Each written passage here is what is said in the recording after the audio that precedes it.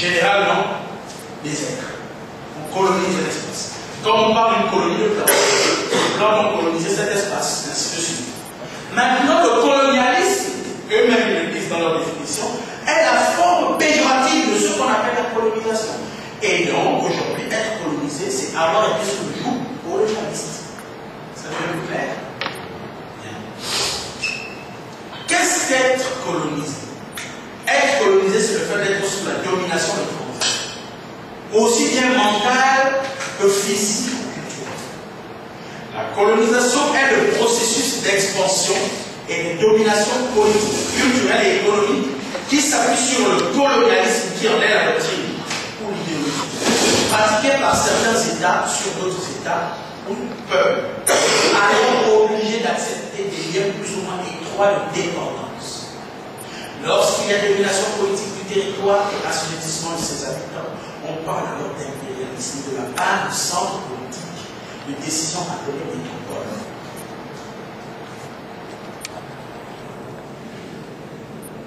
Voici la map monde du colonialisme. Voilà. Donc, si ça ne choque pas quelqu'un qui a son cerveau à sa place, il faut savoir que longtemps j'ai regardé cette carte, j'étais choqué. Ça m'a bouleversé à un point de voir que tout ça là, tout ça, regardez ce qu'on appelle l'Afrique, que vous aimez tant, Afrique, c'est dominé par quoi? Par ça là, ça. Ce qui a voilà, combien de pays? 1, 2, 3, 4, 5, 6, 7. 7 pays. 7 pays de 1800. Et on fait la bouche. On fait la bouche. On africain qui fier d'être africain. On est fier de quoi là? La région. Dans mon africanité et tout le reste. Africanité de quoi? Il y a quoi là? Tu ne fais pas ton africanité. C'est ta colonialité si tu veux. Donc on est fier de ça. Je ne sais pas. La colonialité. On est fier de ça. On est fier de ça. C'est de ça qu'on est fier. Malgré toutes les gymnastiques intellectuelles qu'on fait, malgré toutes les frites, malgré tous les freestyles politico-culturels qu'on fait, malgré tous les diplômes qu'on a, voilà ce dont on est fier.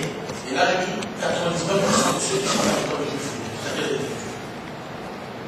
Parce que les paysans ne sont pas conscients, puisqu'ils ne sont pas à l'école coloniale. Ils ont une autre façon de penser. Ceux qui défendent l'africanité, ce sont les intellectuels.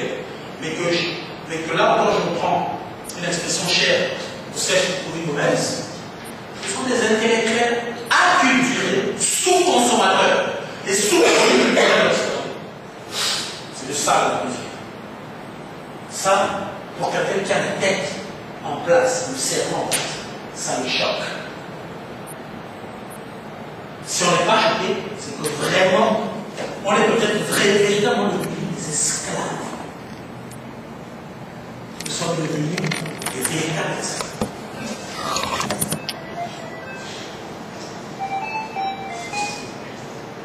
Alors, maintenant, que représente le colonisme? Puisque nous savons c'est quoi la colonisation, nous avons la map du colonialisme, donc on peut ici mesurer l'étendue, l'ampleur du phénomène. C'est quoi le colonisme? Et là, c'est Arthur Bordier qui nous parle. Il dit, le colonisateur doit utiliser au mieux les différentes potentialités des races humaines. Si la tête doit être européenne, les bras peuvent être colorés, donc entendez par là les nègres. Si les peuples rebelles et guerriers doivent être soumis par la force, il ne faut pas maltraiter les indigènes. Vous voyez, il fait la différence entre peuple et indigène. Ça veut dire que les indigènes, là, indispensables à la mise en valeur des colonies, mais chercher à en faire des collaborateurs. Donc ici, Arthur Bordier est clair, il dit, dans le phénomène colonial, on soumet les peuples, mais on doit ménager les individus indispensables à la mise en valeur des colonies qui sont parmi les soumis. Est-ce que vous avez compris le logique? Est-ce que vous avez compris la logique? On soumet les peuples, mais on ménage quelques indigènes dans ces peuples-là. pour mettre en valeur la colonie. On est aujourd'hui indépendant. La logique dans laquelle on fonctionne, il faut bien, voilà, c'est la colonisation scientifique et l'économie française, 1881. Donc, vous comprenez que le projet colonial est quelque chose qui a été pensé en laboratoire. Par conséquent, ce que nous sommes, ce n'est pas le fruit du hasard. Ce que nous sommes est quelque chose qui a été préparé, prémédité, orchestré, organisé. Ce que nous sommes devenus. Nous sommes devenus des Africains. Nous sommes devenus des nègres. Nous sommes devenus des esclaves. Et aujourd'hui, nous sommes devenus des colonisés. Il faut bien comprendre. Hein? Nous sommes devenus. Nous avons quelques citations célèbres qui justifient, qui a appuyé, qui ont donné légitimité et caution à tout ça. Bon, on va par exemple citer Voltaire en discussion. Une phrase tellement belle que lorsqu'on les écoute, ça nous pousse à une méditation profonde. La race des nègres est une espèce d'homme différente de la nôtre. On peut dire que si leur intelligence n'est pas d'une autre espèce que notre entendement, elle est très inférieure. Ils ne sont pas capables d'une grande attention. Ils combinent peu et ne paraissent faits ni pour les avantages, ni pour les abus de notre philosophie. Ils sont originaires de cette partie de l'Afrique, comme les éléphants et les singes. Ils se croient nés en Guinée pour être vendus aux Blancs et pour les servir. Voltaire et ses surveillances. Qui n'a pas lu Voltaire au cimetière?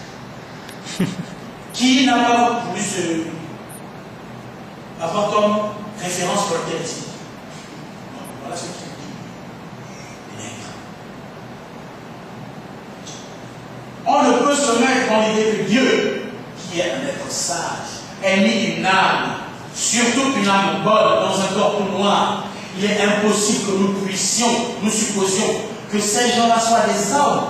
On commencera à croire que nous ne sommes pas nous-mêmes chrétiens. On reste dans l'esprit des lois. Condamner un État qui pratique l'esclavage devrait condamner le Saint-Esprit qui ordonne aux esclaves par la bouche de Saint Paul de demeurer dans leur état et n'oblige pas les maîtres à s'affranchir aussi. La plus stupide, la plus perverse, la plus sanglante des races humaines. Aucun progrès, aucune invention, aucun désir de savoir, aucune pitié, aucun sentiment. La couleur noire, la couleur des ténèbres est vraiment le signe de leur dépravation. Yes, la vie est nègre. Lorsque les nègres sont échauffés, ils se dégagent de leur peau une exudation huileuse et noirâtre qui tache le linge et répand une odeur désagréable. Le grand dictionnaire est universel. 19e siècle, chapitre nègre. En Afrique, les filles foisonnent, mais elles sont toutes aussi malfaisantes et pourries que les liquides fangés des puits sahariens qui le passent. Bravo littérature, les adorateurs du corps. Bien, voilà encore un petit florilège d'images coloniales qui montrent les images associées aux terminologies.